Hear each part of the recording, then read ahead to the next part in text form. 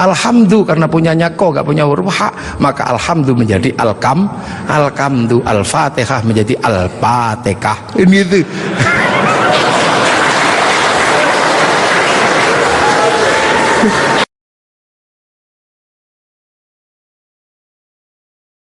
Rasulullah pernah satu ketika Makkah geger gara-gara ada apa? Ada orang tawaf dari kampung, saking bodohnya dia tawaf cuma dengan satu kalimat, ya Karim, ya Karim, ya Karim, ya Karim, ya Karim, ya Karim. Sahabat bingung, ya Rasul, kayaknya ada aliran sesat ya Rasul. Sesat bagaimana? Ini ada orang dari pagi tawaf cuman ya Karim, ya Karim. Maka Rasulullah mengikuti, ini bener nggak? Ada beneran. Diikuti Rasulullah dari belakang, ada ya Karim, ya Karim. Lama-lama Rasul mengikuti orang ini, ya Karim, ya Karim, ya Karim. Kenapa? Rasul nggak tahan, ngikuti juga, ya Karim, ya Karim. Orang ini marah, dan siapa di belakangku yang berani menirukan aku? Awas, tak banting orang ini nanti. Aku pukul. Ternyata apa, orang ini nggak tahan, akhirnya balik ke belakang. Rasul dipegang, dipiting begini. Kamu ya yang menirukan aku, ya Karim, ya Karim ya. Awas kamu, tak adukan sama nabiku, tak adukan sama kekasihku kamu. Rasul merasa Nabi bertanya, Mas atau Bang, terus nabimu siapa? Nabiku Muhammad. Muhammad siapa? Muhammad ibn Abdillah. Kamu pernah ketemu? Belum. Nanti kamu tak banting di sana. Begitu dia bilang, dia menyatakan bahwa dia adalah apa? Umat Rasulullah. Rasulullah langsung matek, ya Allah, tak kira umat siapa, ternyata ini umatku juga. Rasul sedih dan terharu, Rasul menangis. Sedih Rasul, ya Allah, ada umat yang begitu cinta tapi nggak pernah ketemu sama aku. Maka begitu lihat Rasul menangis, orang ini semakin bersemangat. Nah, gitu aja nangis. Tadi nirukan ya Karim, ya Karim. Akhirnya apa? Ya Allah, Rasul menangis, aras berguncang. Kemudian malaikat Jibril turun, ya Muhammad, kenapa engkau menang? Dibanting orang ini kamu. Enggak ya Jibril, jangan salah paham. Orang ini tadi tawaf ya Karim, ya Karim, menggemparkan masyarakatku. Aku ikuti, ternyata benar ada, dan aku nggak kuat, aku tirukan. Dia marah, dan inilah kejadiannya. Aku dibanting sama dia, dan aku mau dibilang sama nabinya, sama kekasihnya. Lah aku tanya, nabimu siapa? Muhammad. Muhammad kan aku sendiri, Bril. Berarti ini umatku. Aku terharu, sakit, Bril. Sakitnya tuh di sini. Ibaratnya orang ini. Ya sudah, kamu ngaku saja kalau engkau Rasul Muhammad. Akhirnya, Mas, udah pernah ketemu Rasul? Belum. Nanti kamu tak banting di sana. Mas, Muhammad itu aku, Rasul itu aku. Hah? Engkau Muhammad Rasul? Nangis orang ini. Nabi dipeluk-peluk sambil menangis. Ya Rasul, aku belum pernah ketemu sama engkau ya Rasul, tapi aku iman sama engkau, dan di kampungku yang paling pinter cuman aku ya Rasul. Kita makan doanya ya Karim, kita apa doanya ya Karim ya Rasul. Tolong ya Rasul, karena ini kami bodoh dari kampung, kami nggak ngerti apa-apa. Tolong ajaklah aku ke surgamu kalau engkau masuk surga ya Rasul. Iya iya iya ya, nanti kamu bareng, sama-sama nangis. Saking senengnya orang ini lantas berjoget, iya gitu. Saking senengnya mau diajak Rasul ke surga. Malaikat Jibril dibilang sama Allah, Jibril bilang itu, walaupun orang itu nanti diajak Muhammad masuk surga, katakan padanya, dosanya tetap kuhitung. Malaikat Jibril menyampaikan ke Rasulullah. Rasulullah menyampaikan, ya Mas, Allah barusan berfirman lewat Jibril, walaupun engkau nanti kuajak masuk surga, tapi dosamu tetap dihitung sama Allah. Orang ini kaget juga, enggak ada perubahan apa-apa, cuman melotot aja. Apa ya Rasul? Dosaku mau dihitung sama Allah. Suruh ngitung, nggak takut aku. Suruh ngitung aja kalau dosaku mau dihitung sama Allah. Nggak takut aku, tapi hati-hati kalau dosaku sampai dihitung sama Allah, Allah tak ajak hitung-hitungan sama aku. Loh, kok Allah kamu ajak hitung-hitungan? Bagaimana? Akan kuhitung seberapa besar dosaku, akan kuhitung dengan seberapa besar pengampunan Allah. Kalau Allah Maha Pengampun, nggak mungkin dosa gini aja kok dihitung. Kalau dosa gini aja dihitung, nggak usah pakai gelar Maha Pengampun. Maha Pengampun, oh, gini aja dihitung. di zaman Rasul. Ini lu potret Rasulullah. Maka Rasulullah mampu menjadi rahmat bagi semuanya, sehingga kemudian pelajaran Rasulullah yang tidak masuk akal waktu itu bisa diterima oleh sebuah kalangan yang sangat jauh dari peradaban. Maka kemudian Islam yang sulit diterima oleh orang di Arab waktu itu bisa diterima. Sulit bagi orang Arab menerima Islam. Orang Arab Tuhan ada patungnya, Islam mengajarkan Tuhan tidak ada patungnya. Di sana diajarkan banyak Tuhan, ini diajarkan Tuhan satu. Di sana tidak ada air, Islam mengajarkan toharoh pakai air. Susah, diminum aja susah, pakai disuruh mandi. Padahal di sana orang mandi berbeda dengan kita. Kita jinabatnya sebulan sekali, sana bisa semalam 8 kali. Susah, air disuruh pakai toharoh pakai air. Sudah panas disuruh puasa, makanan susah disuruh zakat. Sudah gitu tawafilah yang paling sulit bagi orang Arab waktu itu. Orang Arab waktu itu sangat susah karena melihat perempuan itu begitu sesuatu yang sangat luar biasa. Lihat kaki sudah syahwat. Tapi waktu itu Islam mengajarkan bagaimana ketika tawaf muka dibuka. Betapa syahwatnya sangat tinggi ketika muka dibuka. Dan pada saat yang sama seorang laki-laki tidak diperbolehkan menggunakan kain berjahit, sehingga kalau mau berbuat jahil tinggal wes gitu. Itulah ujian terberat waktu itu. Dan itu susah dipahami oleh orang Arab. Makanya memahami Rasulullah itu tidak mudah. Makanya tidak mudah. Bagaimana seorang panglima perang kayak Sayyidina Umar bisa patuh sama orang yang tidak pernah berkelahi? Bagaimana Sayyidina Abu Bakar seorang konglomerat mau menuntun unta Rasulullah? Bagaimana seorang gadis 10 tahun bergembira ria dinikah sama orang 50 tahun? Ceritanya bisa kita tahu, tapi suasana psikologisnya tidak pernah bisa kita tangkap. Nah inilah maka Islam berkembang. Kemudian Islam bergeser, orang-orang tahu oh ini bagus, geser kemana? Geser ke Persia. Pertama dari Madinah geser ke Persia. Di Persia penyembah api, karena orang Persia nyembah api kemudian ikut Islam. Raja Rustum besanan sama Sayyidina Ali, lahir Sayyid Ali Zainal Abidin, masuk Islam. Karena orang Majusi sebelumnya menyembah api dan masuk Islam. Nah orang Majusi kalau nyembah api ditaruh di bangunan tinggi namanya Manaro. Apinya ditaruh di atas Manaro. Maka begitu orang Persia masuk Islam, apinya dihilangkan, Manaronya ditaruh di depan masjid. Seluruh dunia Islam melihat Manaro kok bagus di depan masjid, maka kemudian semua berlomba-lomba bikin Manaro. Sampai Jakarta bernama Menara. Tiangnya adalah tinggalan orang Majusi. Lah kemudian di situ terjadi peristiwa yang luar biasa. Setelah itu, sebelum sampai ke sini, terjadi peristiwa luar biasa. Pada tanggal 10 Asyura, seluruh cucu-cucu Rasulullah terbunuh oleh Yazid bin Muawiyah. Maka bulan Asyura adalah bulan duka kaum muslimin dunia. Makanya orang Indonesia terutama di kampungnya Bapak Presiden menyebut bulan Asyura dengan sebutan bulan Suro.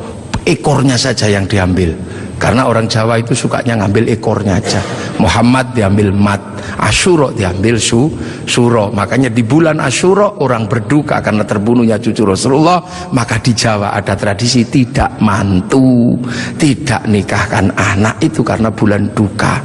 Di Jogja ada yang namanya keliling beteng. Maksudnya di bulan Suro jangan terlalu banyak mulut, jaga mulut. Nah di Solo mengikuti kebo Kiai Slamet, kalau kebonya keluar taiknya diusapkan ke seluruh tubuh. Ini bulan duka, jangan bersolek. Dan biasanya bulan Asyura di Indonesia diikuti dengan santunan anak yatim. Nah inilah. Dan dari situ terus Islam bergerak. Makanya monumen-monumen itu lahir Sayyid Ali Zainal Abidin. Lah Sayyid Ali Zainal Abidin kemudian bergeser punya anak Sayyid Muhammad Baqir, menjauh punya anak Sayyid Ja'far Shadiq, menjauh diteruskan sama Sayyid Ali Uraidi, menjauh diteruskan sama namanya Sayyid Muhammad, diteruskan Sayyid Ubaidillah, teruskan Sayyid Isa Naqib, diteruskan sama Sayyid Ahmad Al-Muhajir, teruskan Sayyid Alwi, teruskan Sayyid Muhammad, teruskan Sayyid Alwi, diteruskan namanya Sayyid Ali Khalid Qasam, teruskan putranya namanya Sayyid Ahmad Sohib Mirbat, teruskan namanya Sayyid Alawi Amil Faqih, punya anak Sayyid Abdul Malik sampai Mongolia, punya anak Sayyid Ahmad Jalaluddin sampai Campa, punya anak Sayyid Muhammad sampai Pase, dan punya anak Sayyid Jamaluddin Al-Husaini Al-Kabir sampai tanah Nusantara di pedalaman, yang kemudian karena turunnya di Jawa, Sayyid Jamaluddin Al-Husaini Al-Kabir orang Jawa punya Hono Coroko, maka kemudian di Jawa dikenal dengan nama Syekh Jumadil Kubro. Dan disitulah kemudian Islam ketemu dengan kebudayaan peradaban Nusantara. Nah inilah tonggak Makkah ini yang akhirnya menjadi penjelasan, oh ternyata Makkah sini geser di sini. Dan kemudian kita diingatkan bahwa Syekh Jumadil Kubro punya anak namanya Said Ibrahim pindah Palang Tuban sana, punya anak namanya Raden Rohmat Sunan Ampel. Nah ini yang kemudian bangun peradaban baru di Nusantara. Syekh Jumadil Kubro punya murid namanya Samsuddin pindah Jawa Barat, dikenal dengan nama Syekh Kuro, punya murid namanya Datuk Kahfi pindah Cirebon, punya murid namanya Syarif Hidayatullah Sunan Gunung Jati. Nah inilah baru kita kemudian menemukan titik sini.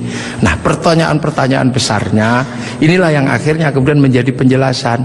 Lantas bagaimana kita mengikuti Rasulullah di tempat yang jauh ini? Rasulullah memberikan garis namanya ahli sunnah wal jamaah, bahwa Rasulullah yang diajar pertama wal jamaahnya bernama sahabat, wal jamaahnya sahabat generasi kedua namanya tabi'in, tabi'in punya generasi berikutnya namanya tabi'ut tabi'in, dan kita ini adalah generasinya para ulama yang cara pembelajarannya sangat berbeda. Di Arab sana Rasulullah mengajarkan bagaimana makan dengan 3 jari, masih bisa dijalankan sampai hari ini karena di sana masih kurma sama roti.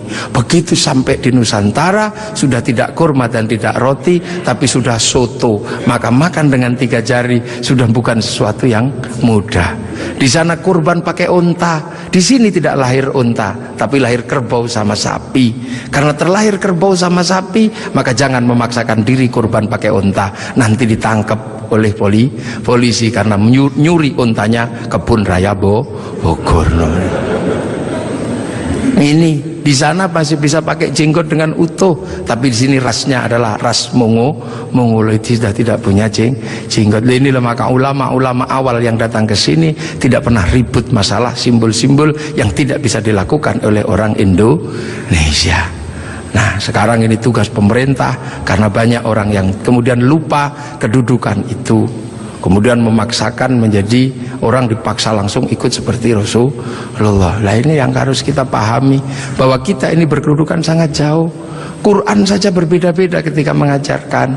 Di awal Rasulullah Quran tidak ditulis. Kenapa? Karena sahabat apal Quran. Orang apal tidak perlu menulis. Saya apal wajah istri saya, nggak pernah bawa fotonya kemana-mana, karena saya apal. Makanya ibu-ibu yang fotonya dibawa kemana-mana jangan seneng dulu, jangan-jangan karena belum apal. Lalu kemudian setelah Rasulullah meninggal, sahabat nulis Quran, nulis Quran sahabat. Untuk apa? Untuk tabiin yang tidak ketemu Rasulullah. Tiba-tiba generasi sahabat meninggal, tabiin mengajar bawahnya. Qurannya sahabat terlalu pinter, cuman lungkik-lungkik kayak cacing gitu aja. Maka kemudian dikasih titik oleh Abul Aswad Ad-Du'ali. Disebar lagi, generasi pertamanya hilang, titik-titik nggak cukup, maka dikasih fathah, kasroh, dhamma atau syakal. Yang ngasih syakal Syekh Khalil bin Ahmad Al-Farahidi. Disebar lagi, yang baca Quran karena Islam rahmatan lil alamin, bukan lagi orang Arab semata. Orang Andalusia baca Quran wadduha, keliru menjadi wadduhe. Ini. Nah, orang Turki mustaqim, mustaqin. Masuk ke Indonesia dibaca oleh orang Padang lakanud, keluarnya lakanui. Karena orang Padang kalau bilang Muhammad Mahamme. Orang Sunda ketika baca alladzina, sebagian besar keluarnya alladzina. Begitu masuk ke Jawa ketemu dengan huruf hono coroko. Alhamdu karena punyanya ko, gak punya huruf ha, maka alhamdu menjadi alkamdu, al-fatihah menjadi al-fatihah. Ini itu.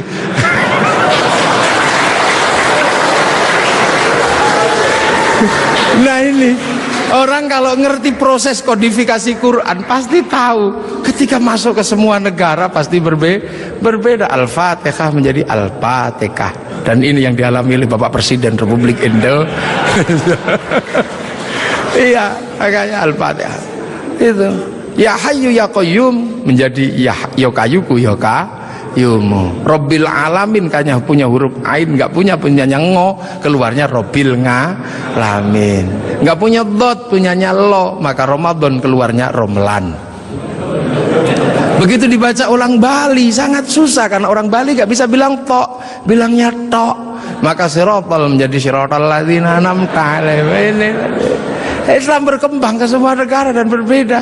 Ketika dibaca oleh orang Bugis alaihim, keluarnya alaihing. Karena orang Bugis kalau bilang N jadi eng, kalau bilang eng jadi N. Makanya ada dulu mantan Kabulok bernama Beduamang, itu berasal dari Abdurrahman. Nah itulah makanya kemudian Islam bergerak. Nah lantas apa? Lantas terciptalah sebuah ilmu untuk bagaimana orang di seluruh dunia Islam mampu membaca Al-Quran. Dibikinkanlah sebuah ilmu yang dikasih judul At-Tajwid fi Qiraatil Quran, yang nulis Abu Ubay Qasim bin Salam. Orang akan tahu. Nah ini generasinya para ulama. Dan yang paling besar, yang mungkin Bapak Presiden sudah pernah saya sampaikan, tapi ingin saya sampaikan lagi biar kita tidak lupa. Ada perubahan besar ketika masuk ke tanah Nusantara, di mana waktu itu tanah Nusantara sangat susah dimasuki Islam. Kenapa? Ini bangsa sudah sangat beradab. Bangsa ini bukan bangsa kecil. Tahun 1222 ke atas sebelum tahun 1300 sudah mampu menaklukkan Mongol yang menaklukkan Eropa, menaklukkan Arab, mampu ditaklukkan oleh kekuatan Nusantara yang namanya Singasari. Makanya hal itu bisa kita lihat betapa kita bangsa punya tinggalan-tinggalan yang luar biasa. Orang Arab punya alat musik yang namanya terbang, terbuat dari kayu dan kulit. Orang Eropa punya alat musik yang namanya gitar, terbuat dari kayu dan tali. Tapi orang Nusantara salah satu alat musiknya adalah gamelan, terbuat dari logam.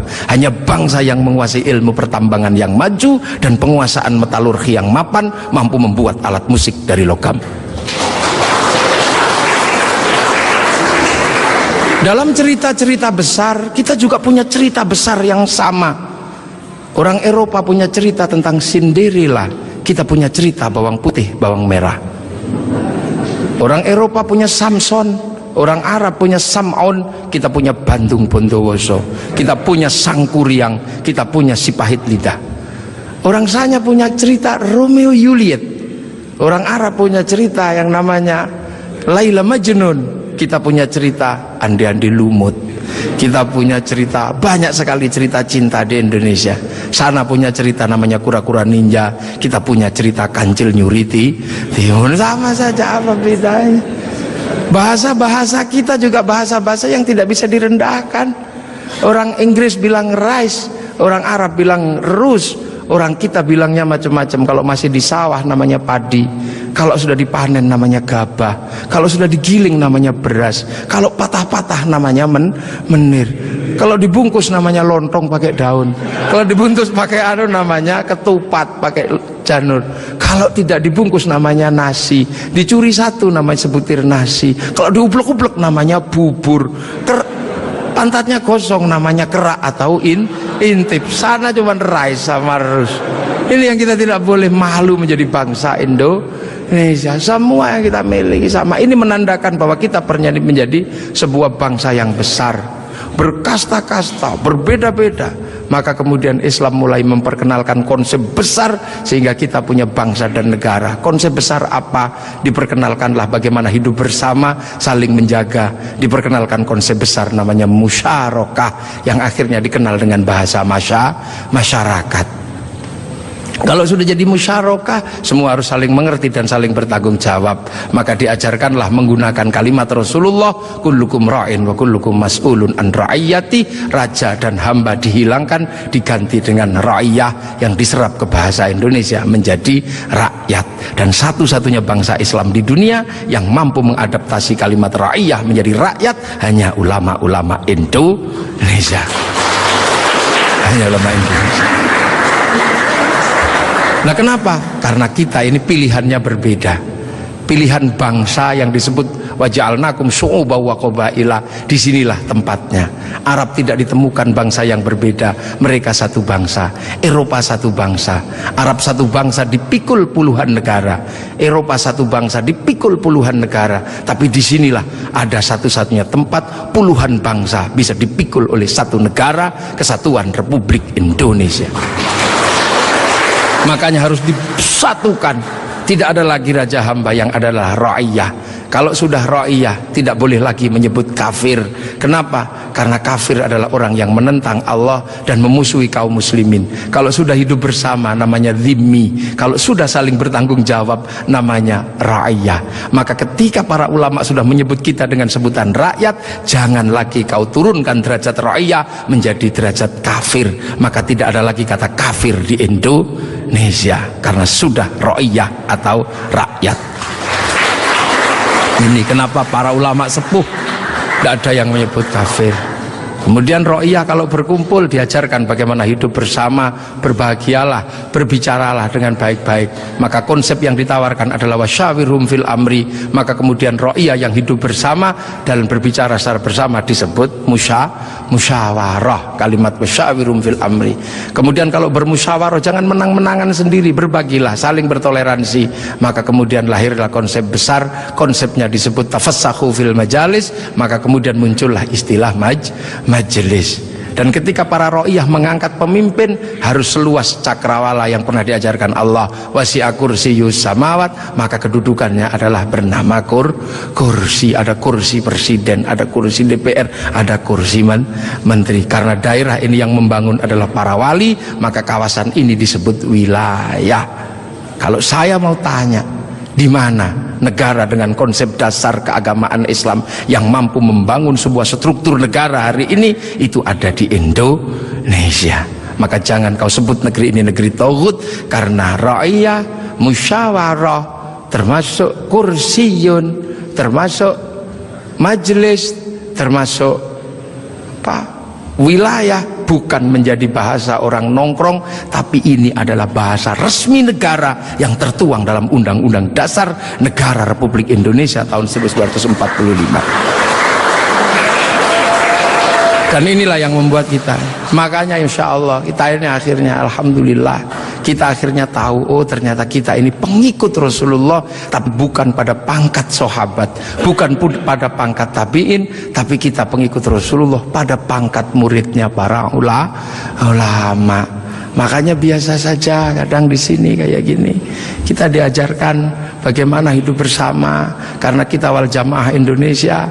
Makanya Bapak Presiden waktu kecil pasti dengar orang di Jawa sana kalau sholat zuhur mestinya 11:30, Pak Pratik ya, itu bisa mundur sampai 1:30. Kenapa? Karena jamaahnya masih ada di sawah. Terus Allahu Akbar, Allahu Akbar, sambil nunggu. Lantas pujian Robana datang, ada Tombowati karena capek nunggu ya pegel, sampai ada diuruki anjang. Itu cara di sini. Terus sholat. Nah sholat di sini Allahu Akbar, karena sinyalnya jauh, kita ini pemancar lokal. Biasa sinyalnya suka hilang kan. Allah, ada bakso gitu, ding ding, sinyalnya hilang. Bakso gitu. Nah inilah Indonesia. Makanya karena sinyal yang hilang, habis itu para ulama mengajarkan kalau kepalamu bocor seperti itu, nggak inget Allah, inget apa, udahlah kalau habis sholat ditambal.